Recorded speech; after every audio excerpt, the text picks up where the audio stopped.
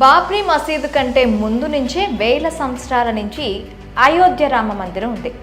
అయోధ్య రామ మందిరం నుంచి బాబ్రీ మసీదుగా మారి దాదాపు 500 ఏళ్ల పోరాటం తర్వాత బాబ్రీ మసీదు నుంచి అయోధ్య రామ మందిరంగా తిరిగి తన శోభను సంతరించుకుంటుంది. ఈ క్రమంలో ఎదురైన సంఘటనలు, కోల్పోయిన ప్రాణాలు, పోరాటాలు వంటి పూర్తి వివరాలు మీకోసం. అయోధ్య ఈ పేరు పురాణాల్లోని ఆయుధ్ అనే మహారాజు నుంచి వచ్చింది. ఆయుధ్ అనే పదం సంస్కృత పదమైన యుద్ధ్ నుంచి వచ్చింది. ఆయుధ్ మహారాజు పుట్టడం వల్ల ఆ నగరానికి అయోధ్య అనే పేరు వచ్చిందని చెప్తారు. ఆయుధ్ మహారాజు శ్రీరాముని పూర్వీకులు అని చెప్తారు. శ్రీరాముడు అవతరించిన ప్రదేశం ఈ అయోధ్య. ఒకప్పుడు కోసల రాజ్యానికి రాజధానిగా ఉండేది ఈ అయోధ్య. ఈ అయోధ్య నగరాన్ని దశరథ మహారాజు పరిపాలించేవాడు.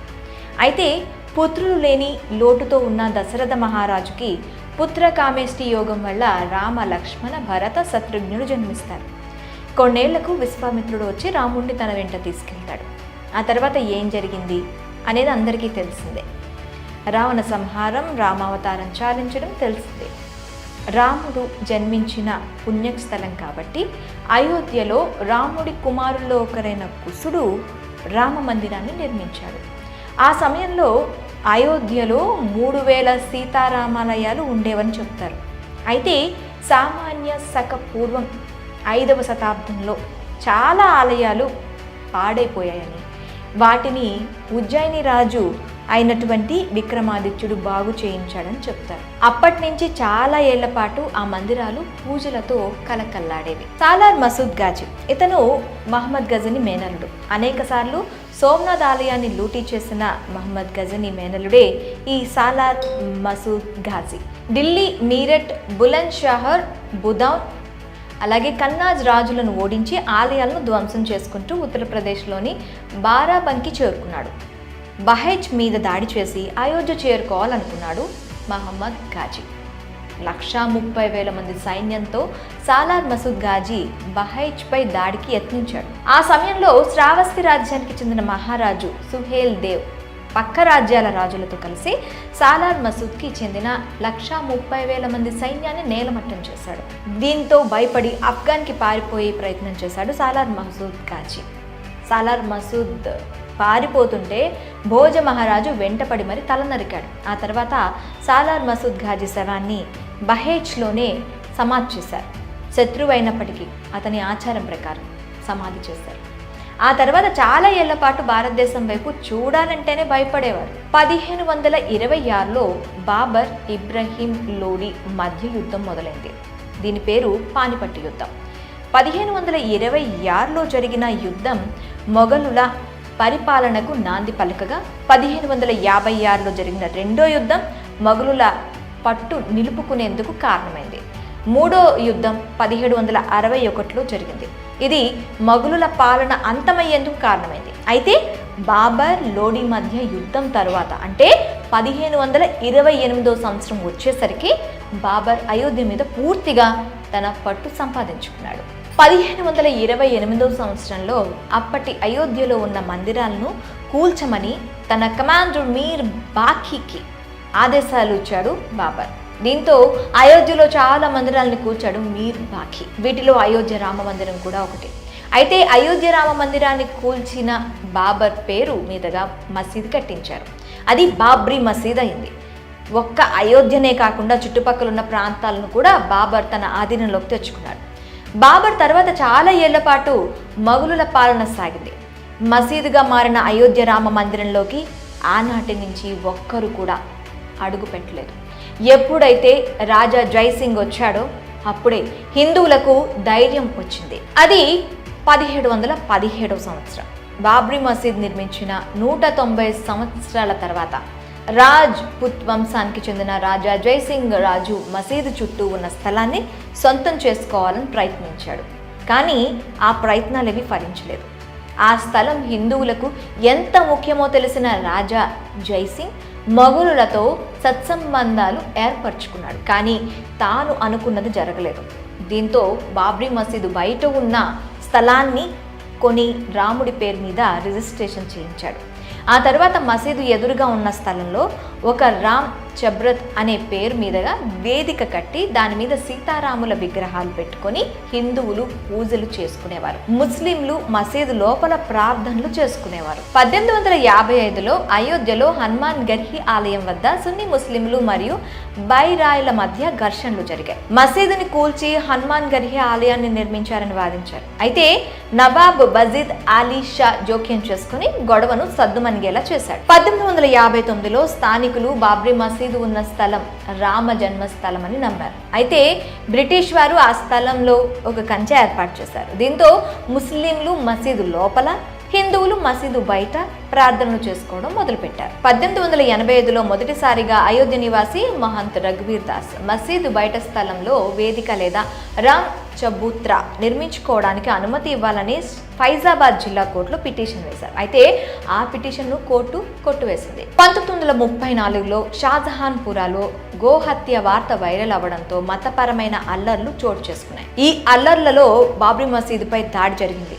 ఆ తర్వాత ప్రభుత్వం మసీదుని మరమ్మత్తు చేయడం జరిగింది. బాబ్రీ మసీదు ఉన్న 2.77 ఎకరాల స్థలం తమదే అంటూ షియా మరియు సున్నీ వక్ఫ్ బోర్డులు స్థానిక కోర్టులో క్లెయిమ్ చేశాయి. బాబర్ సున్నీ అయినందున ఆ భూమి సున్నీల ఆస్తి సున్నీ వక్ఫ్ బోర్డు తెలపడంతో స్థానిక కోర్టు వారికి అనుకూలంగా తీర్పిచ్చింది. 1949లో మసీదు లోపల రాముడి విగ్రహం ప్రత్యక్షమైంది. అయితే ఇది హిందూ మహాసభ కార్యకర్తలు చేసిన పని అని ముస్లింలు కోర్టులో సూట్ ఫైల్ చేశారు. అయితే రాముడి స్వయంభుగా వెలిసాడని కాబట్టి ఆ స్థలం తమకే చెందుతుందని అప్పటి హిందువులు కౌంటర్ సూట్ ఫైల్ చేశారు. అప్పటి ప్రధాని దివంగత జవహర్లాల్ నెహ్రూ అయోధ్యను సందర్శించి పరిస్థితిని సమీక్షించాలని అనుకున్నారు. అప్పుడు న్యూఢిల్లీలో ఉన్న నెహ్రూకి అయోధ్యలో జరుగుతున్న అల్లర్లకు సంబంధించి నివేదికలు అందాయి.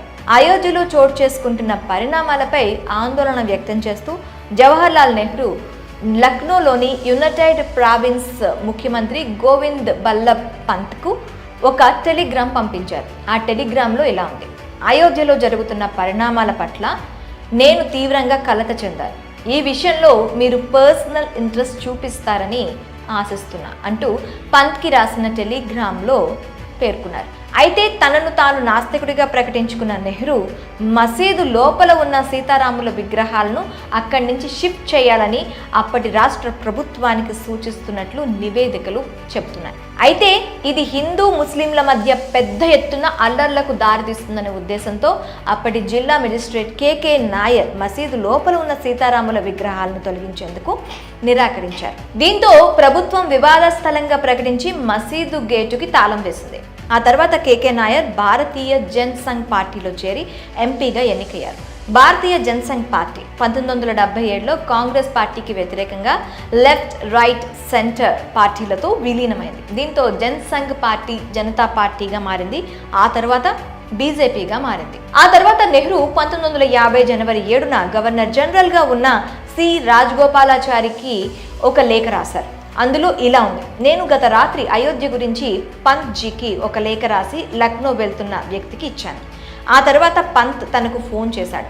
పంత్ చాలా ఆందోళన చెందుతున్నట్టు, అయోధ్య విషయాన్ని వ్యక్తిగతంగా తీసుకున్నట్టు చెప్పాడు అని ఆ లేఖలో ఉంది. 1950 ఫిబ్రవరి 5న పంత్కి మరో లేఖ రాశారు. అందులో ఇలా ఉంది: ప్రియమైన పంత్జీ, అయోధ్య పరిస్థితిని తెలియజేస్తే సంతోషిస్తాను. దేశం మొత్తం మీద జరుగుతున్న వ్యవహారాలు, ముఖ్యంగా కాశ్మీర్కి అత్యధిక ప్రాముఖ్యత ఇస్తానని మీకు తెలుసు.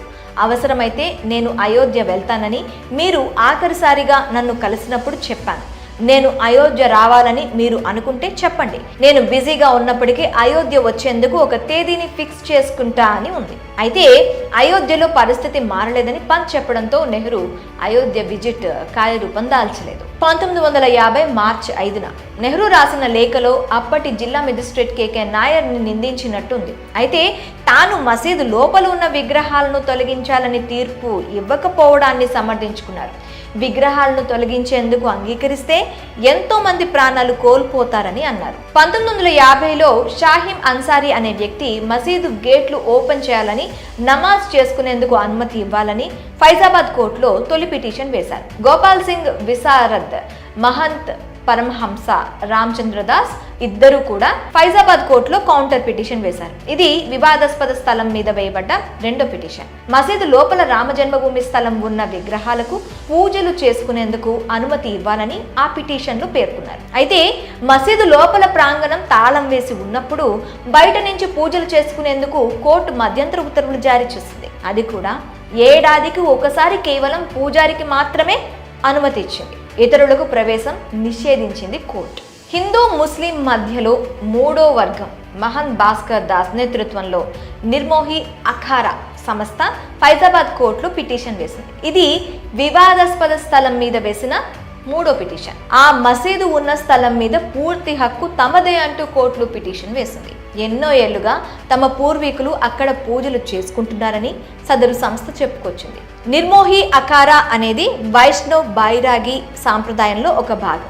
అఖిల భారతీయ అఖారా పరిషత్ చేత గుర్తింపు పొందిన సంస్థ ఈ నిర్మోహి అఖారా. రామ్నంది వర్గీస్తో చేయబడిన పంచాయతీ మఠం ఈ నిర్మోహి అఖారా 1400 AD నుంచే అయోధ్యలో ప్రజా మతంగా ఉందని నిర్మోహి అఖారా చెప్తుంది. ఆ స్థలంలో పూజలు చేసుకునే హక్కు తమకే ఉందని నిర్మోహి అఖారా కోర్టులో పిటిషన్ వేసింది. ఉత్తరప్రదేశ్ సున్నీ సెంట్రల్ వక్ఫ్ బోర్డు ఫైజాబాద్ కోర్టులో పిటిషన్ వేసింది. ఇది 4వ పిటిషన్. ముస్లింలు మళ్లీ మసీదులో ప్రార్థనలు చేసుకునే హక్కులు పునరుద్ధరించాలని కోర్టును కోరారు. హిందువులను ఏకం చేయడం కోసం, హిందూ ధర్మ రక్షణ కోసం 1964లో విశ్వ హిందూ పరిషత్ సంస్థ ఏర్పడింది. దీన్ని ఎంఎస్ గోల్వాకర్, ఎస్ఎస్ ఆప్తేలు స్థాపించారు. భారతీయ జనసంఘ్ పార్టీ 1977లో కాంగ్రెస్ పార్టీకి వ్యతిరేకంగా లెఫ్ట్, రైట్, సెంటర్ పార్టీలతో విలీనమైంది. దీంతో జనసంఘ్ పార్టీ జనతా పార్టీగా మారింది. ఆ తర్వాత జనతా పార్టీ రద్దుతో బీజేపీ పార్టీ స్థాపించబడింది. ఉత్తరప్రదేశ్ కి చెందిన సున్నీ సెంట్రల్ వక్ఫ్ బోర్డు మసీదు స్థలాన్ని స్వాధీనం చేసుకునేందుకు కోర్టులో పిటిషన్ వేసింది. అలహాబాద్ హైకోర్టు మాజీ జడ్జి, సీనియర్ లాయర్ అయిన డయోకి నందన్ అగర్వాల్ 1983లో రిటైర్ అయ్యారు. ఆ తర్వాత ఆయన ఫైజాబాద్ వెళ్లి అక్కడ మసీదు ఉన్న స్థలం రామ జన్మ స్థలం అని ప్రూవ్ చేయడానికి డేటా, రెవెన్యూ రికార్డ్స్ అన్నింటినీ సేకరించారు. ఎల్కే అద్వానీ రామ జన్మస్థలంలో రామ మందిరం నిర్మించాలని ఒక ఉద్యమానికి తెరలేపారు.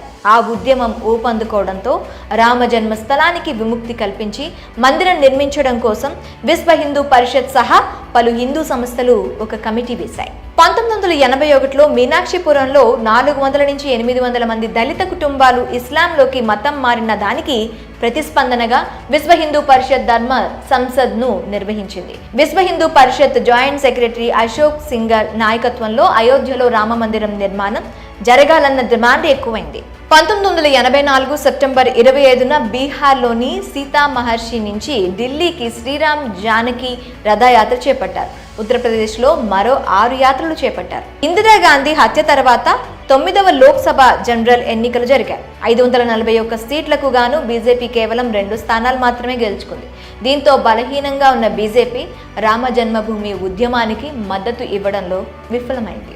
మహమ్మద్ అహ్మద్ ఖాన్ షాబానో బేగం కేసులో ఆమెకు మెయింటెనెన్స్ కింద భరణం ఇవ్వాలని హైకోర్టు ఇచ్చిన తీర్పుని సుప్రీంకోర్టు సమర్థించింది. అయితే ఆ తీర్పును ముస్లిం నేతలు ఖండించారు. 1986లో 2.77 ఎకరాల భూమిలో ఉన్న రామ్ చబుత్రాలో పూజలు చేసుకునేందుకు అనుమతి ఇవ్వాలని విశ్వ హిందూ పరిషత్ కోర్టులో పిటిషన్ వేసింది. కోర్టు అనుమతితో మసీదు గేట్లు తెరవబడ్డాయి. హిందువులు పూజలు చేసుకునేందుకు కోర్టు అనుమతి ఇచ్చింది. కోర్టు తీర్పు నచ్చని నిరసనకారులు బాబ్రీ మసీద్ యాక్షన్ కమిటీని ఏర్పాటు చేసుకున్నారు. చరిత్రకారుడు రామచంద్ర గుహు ప్రకారం ఢిల్లీలోని ప్రధాని కార్యాలయం నుంచి వచ్చిన ఆదేశాల మేరకు కోర్టు న్యాయమూర్తి తీర్పు ఇచ్చినట్లు అప్పట్లో బలంగా నమ్మారు. తీర్పు వెలువడిన గంటలోనే మసీదు తాళాలు తెరవడంతో స్థానిక ప్రభుత్వానికి ఈ తీర్పు అనుకూలంగా వస్తుందని ముందే తెలిసినట్లయింది. ఆ సమయంలో రాజీవ్ గాంధీ ప్రధానమంత్రిగా ఉన్నారు. అప్పటి ప్రభుత్వంపై అవినీతి ఆరోపణలు వస్తున్న క్రమంలో చేసిన విభజించు పాలించు చర్యలో భాగంగా చేసిన చర్యగా అప్పట్లో వాదనలు వినిపించాయి. కొన్ని నెలల తర్వాత ఆయన హిందువులను, ఆ తర్వాత ముస్లింలను బుజ్జగించే ప్రయత్నం చేశారు. 1986 మే నెలలో షాబానో కేసులో సుప్రీంకోర్టు ఇచ్చిన తీర్పుతో విడాకుల మీద ముస్లిం మహిళలకు రక్షణ ఇవ్వాలన్న ఉద్దేశంతో పార్లమెంట్ 1986 చట్టాన్ని పాస్ చేసింది. ఇక ఇదే ఏడాది రాజీవ్ గాంధీ ప్రభుత్వం మసీదు తలుపులు తెరవాలని నిర్ణయం తీసుకోవడం, షాబానో కేసులో సుప్రీంకోర్టు ఇచ్చిన తీర్పుపై వెనక్కి తగ్గడం వంటి అంశాలు అయోధ్య ఉద్యమంలో పాల్గొనేందుకు బీజేపీ పార్టీకి బలంగా సహకరించాయి. అప్పటి వరకు బలహీనంగా ఉన్న బీజేపీకి షాబానో కేసు విషయంలో సుప్రీంకోర్టు తీర్పు ఒక్కసారిగా బలాన్నిచ్చింది. ఆ సమయంలో ఎల్కే అద్వానీ బీజేపీ ప్రెసిడెంట్గా ఉన్నారు. అది 1989 సంవత్సరం. Vishva Hindu Parishad vice president, Allahabad high court retired judge Deoki Nandan Agarwal ఒక పిటిషన్ వేశారు. 1983లో జడ్జిగా రిటైర్ అయిన తర్వాత ఆ స్థలం అయోధ్య రాముడిదే అని నిరూపించేలా ఉన్న ఆధారాలను కోర్టుకు సబ్మిట్ చేశారు. 1989 జూలై 1న అలహాబాద్ హైకోర్టులో రిట్ పిటిషన్ వేశారు. తనను రామ్ లల్లా మిత్రుడిగా నియమించాలని లక్నో బెంచ్ను కోరారు. అప్పటి నుంచి నందన్ అగర్వాల్ అయోధ్య రాముడికి కమిటెడ్ న్యాయవాదిగా, భక్తుడిగా ఉన్నారు. ఈయన వేసిన పిటిషన్తో పాటు అయోధ్య రామ జన్మస్థలం తరపున వేసిన పిటిషన్ అన్నింటినీ జూలై 1996లో కోర్టు కలిపివేసింది. 1989 ఆగస్టు 14న బాబ్రీ మసీద్కు సంబంధించి యథాతథ స్థితిని కొనసాగించాలని అలహాబాద్ హైకోర్టు ఆదేశించింది. అప్పటి జనరల్ ఎలక్షన్లో 89 సీట్లు గెలుచుకోవడంతో దేశంలో మూడో పెద్ద పార్టీగా అవతరించింది బీజేపీ. సిపిఐ మద్దతుతో కాంగ్రెస్ ప్రభుత్వం అధికారంలోకి వచ్చింది. విశ్వనాథ్ ప్రతాప్ సింగ్ కి మద్దతు ఇవ్వడంతో ఆయన ప్రధానమంత్రి అయ్యారు. దీంతో కాంగ్రెస్ ప్రభుత్వం బీజేపీ డిమాండ్ని నెరవేర్చింది. రామ జన్మభూమి స్థలంలో పునాది రాయి వేయడానికి విశ్వ హిందూ పరిషత్కి అనుమతిచ్చింది. నవంబర్ 9న రామ మందిరం కోసం వివాదాస్పద స్థలంలో విశ్వ హిందూ పరిషత్ ఆ ల్యాండ్లో పునాదులు వేస్తూ ఒక ఉద్యమానికి తెరలేపింది. 1990 సెప్టెంబర్ 25న బీజేపీ నేత ఎల్కే అద్వానీ సోమనాథ్లో రథయాత్ర ప్రారంభించారు. 1990 అక్టోబర్ 30న పోలీసుల ఆదేశాలను ధిక్కరించి మసీద్ ల్యాండ్లోకి కవాతు చేస్తున్న బీజేపీ కరసేవకుల మీద పోలీసులు కాల్పులు జరిపారు. ఈ కాల్పుల్లో 20 మంది కరసేవకులు మరణించారు. ఆ సమయంలో ములాయం సింగ్ ముఖ్యమంత్రిగా ఉన్నారు. ఆ తర్వాత ఉత్తరప్రదేశ్లో వరుస మత ఘర్షణలు చెలరేగాయి. రథయాత్ర తర్వాత విశ్వనాథ్ ప్రతాప్ సింగ్ నేతృత్వంలోని నేషనల్ ఫ్రంట్ సెంట్రల్ గవర్నమెంట్ కి బీజేపీ తన మద్దతును ఉపసంహరించుకుంది.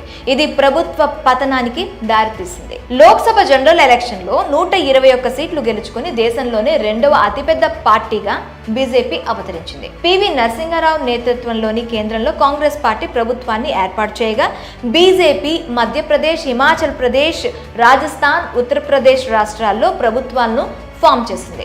ఆ సమయంలో ఉత్తరప్రదేశ్ సీఎంగా కళ్యాణ్ సింగ్ ఎన్నికయ్యారు. అప్పుడు బాబ్రీ మసీద్కు ఎలాంటి హాని జరగదని కళ్యాణ్ సింగ్ వాగ్దానం చేస్తూ సుప్రీంకోర్టులో అఫిడవిట్ దాఖలు చేశారు. బాబ్రీ మసీద్ మీద దాడి 1992 డిసెంబర్ 6న బాబ్రీ మసీద్ వద్ద ర్యాలీని చేపట్టాలని బీజేపీ నాయకులు ఫిక్స్ అయ్యారు. దీంతో అల్లర్లు జరిగే అవకాశం ఉందని పోలీసులు మసీదు చుట్టూ బారికేడ్లు ఏర్పాటు చేశారు. ల్యాండ్ లోపలికి ఎవరిని ఎంటర్ అవ్వకుండా పోలీసులు బారికేడ్లు చుట్టూ నిలబడ్డారు. ఆర్ఎస్ఎస్ మరియు దాని అనుబంధ సంస్థలు 150,000 మంది విశ్వ హిందూ పరిషత్ మరియు బీజేపీ కరసేవకులతో బాబ్రీ మసీద్ ల్యాండ్ వద్ద ఒక మహా ర్యాలీని చేపట్టాయి. దీంతో పోలీసులకు అంతమందిని అడ్డుకోవడం కష్టమైంది. ఎల్కే అద్వానీ, మురళీ మనోహర్ జోషి, ఉమా భారతి వంటి బీజేపీ నాయకులు ఉద్వేగభరితమైన ప్రసంగాలు ఇచ్చారు. ఆ ప్రసంగాలకు ప్రభావితమైన బజరంగ్ దళ్, శివసేన కార్యకర్తలు బాబ్రీ మసీద్ మీద దాడి చేశారు. బారికేడ్లను దాటుకుంటూ మసీదు పైకెక్కి మరీ ధ్వంసం చేశారు. పోలీసులు కూడా ఏమీ చేయలేకపోయారు. ఇక బాబ్రీ మసీద్ మీద దాడి జరిగిన రోజు సాయంత్రమే కరసేవకులు అయోధ్యలోని స్థానిక ముస్లింల ఇళ్లను కూల్చడం మొదలుపెట్టారు. ఈ ఘటనలో 18 మంది ముస్లింలు మరణించారు. 23 మసీదులతో సహా దాదాపు చాలా మంది ముస్లింల ఇళ్ళు, దుకాణాలు తగలపట్టాయి. ముంబై సహా దేశంలోని పలు ప్రాంతాల్లో హింసాత్మక ఘటనలు చోటు చేసుకున్నాయి. ఈ ఘటనల వల్ల సుమారు 2,000 మంది మరణించారు. అయితే తన వాగ్దానం బ్రేక్ అయిందని భావించిన కళ్యాణ్ సింగ్ బాబ్రీ మసీద్ కూల్చిన రోజునే తన ముఖ్యమంత్రి పదవికి రాజీనామా చేశారు. బీజేపీ నాయకులైన అద్వానీ, ఉమాభారతి, ఎంఎం జోషిల మీద ఛార్జ్ షీట్ ఫైల్ అయింది. అయోధ్యలో రామ మందిరం కట్టాలన్న హిందువుల ఆశయానికి ఆయన ఒక ఐకాన్ గా పరిగణించబడ్డారు. అయితే తన వాగ్దానం బ్రేక్ అయిందని పదవికి రాజీనామా చేశారు. పాకిస్తాన్లోని ముస్లింలు 30కి పైగా హిందూ ఆలయాల మీద దాడి చేశారు. భారతదేశంలో బాబ్రీ మసీద్ కూల్చివేతను నిరసిస్తూ పాకిస్తాన్ ప్రభుత్వం ఒక రోజంతా కార్యాలయాలు, పాఠశాలలు మూసివేసింది. 1992లో ప్రధానిగా ఉన్న పివి నరసింహారావు బీజేపీ మద్దతుదారులే బాబ్రీ మసీదును కూల్చారని 4 రాష్ట్రాల్లో ఉన్న బీజేపీ ప్రభుత్వాలను బర్తరఫ్ చేశారు. ఇక ఇదే సంవత్సరంలో బాబ్రీ మసీద్ కూల్చివేతపై విచారణ చేపట్టేందుకు పివి నరసింహారావు ప్రభుత్వం లిబర్హాన్ కమిషన్ ని నియమించింది. దీనికి జస్టిస్ మన్మోహన్ సింగ్ లిబర్హాన్ అధ్యక్షతన వహించారు. అయోధ్యలో మసీదును కూల్చివేయడానికి దారితీసిన సంఘటనలు, పరిస్థితులు వంటి విషయాలను నిర్ధారించడం మాత్రమే లిబర్హాన్ కమిషన్ కి అందిన ఆదేశాలు. బాబ్రీ మసీద్ కూల్చివేతను నిరసిస్తూ ఉగ్రవాదులు బొంబాయి అంతటా బాంబు పేలులకు శ్రీకారం చుట్టారు. బాబ్రీ మసీద్ చుట్టూ ఉన్న 67.703 ఎకరాల భూమిని కేంద్రం స్వాధీనం చేసుకునే దాని కింద ఉన్న అయోధ్యలో నిర్దిష్ట ప్రాంతాన్ని స్వాధీనం చేసుకునే చట్టాన్ని ఆమోదించింది. అయితే ఆ చట్టంలోని కొన్ని అంశాలను సవాల్ చేస్తూ ఇస్మాయిల్ ఫరూకీ ఒక వ్రాతపూర్వక పిటిషన్ వేశారు. ఇక ఇదే ఏడాది లిబర్హాన్ కమిషన్ తమ పరిశోధనను ప్రారంభించింది. ఈ కేసుని సిబిఐ తీసుకొని బీజేపీ నాయకుడు ఎల్కే అద్వానీపై ఛార్జ్ షీట్ ఫైల్ చేసింది. మసీదు కూల్చివేత ఘటనలో 19 మందిని నిందితులుగా చేర్చింది. వీరంతా మసీదు కూల్చివేయడానికి కుట్ర పన్నినట్లు సిబిఐ తేల్చింది. మసీద్ అనేది ఇస్లాంలో అంతర్భాగం అయినది కాదు, కాబట్టి నమాజ్ అనేది ఎక్కడైనా చేసుకోవచ్చు అని తెలిపింది. అలానే మసీదు కూల్చివేతలో ఉత్తరప్రదేశ్ సీఎం కళ్యాణ్ సింగ్ ని బాధ్యుడిని చేస్తూ 1 రోజు జైలు శిక్షతో పాటు 20,000 రూపాయల జరిమానా విధించింది. 1998 సంవత్సరంలో ప్రధాని అటల్ బిహారీ వాజ్పేయి నేతృత్వంలోని బీజేపీ సంకీర్ణ ప్రభుత్వాన్ని ఏర్పాటు చేసింది. మసీదు కూల్చివేత వార్షికోత్సవం సందర్భంగా ఉద్రిక్తత నెలకొంది. విశ్వ హిందూ పరిషత్ మరోసారి వివాదాస్పద స్థలంలో హిందూ ఆలయం నిర్మిస్తామని ప్రతిజ్ఞ చేస్తుంది. అద్వానీ, ఎంఎం జోషి, ఉమాభారతి, బాల్ ఠాక్రే వంటి వారిపై వేసిన ఛార్జ్ షీట్స్ ని కుట్ర ఆరోపణలు విచారణను స్పెషల్ సిబిఐ కోర్టు ఉపసంహరించుకుంది. 2002లో అప్పటి ప్రధాని అటల్ బిహారీ వాజ్పేయి మసీదు, మందిర్ వివాదానికి పరిష్కారం కోసం హిందూ, ముస్లిం నాయకులతో మాట్లాడాలని అనుకున్నారు. అందుకోసం ప్రధాని కార్యాలయంలో ఒక సెల్ ని ఏర్పాటు చేసి శత్రుఘ్న సింగ్ ను నియమించారు. ఉత్తరప్రదేశ్ అసెంబ్లీ ఎన్నికలప్పుడు బీజేపీ తమ మేనిఫెస్టోలో అయోధ్యలో రామమందిరం నిర్మిస్తామని హామీని చేర్చింది. విశ్వ హిందూ పరిషత్ కూడా రామమందిర నిర్మాణాన్ని ప్రారంభించడానికి మార్చి 15న గడువు తేదీగా నిర్ధారించింది. మార్చి నెలలో వందలాది మంది వాలంటీర్లు అయోధ్యలో కలిశారు.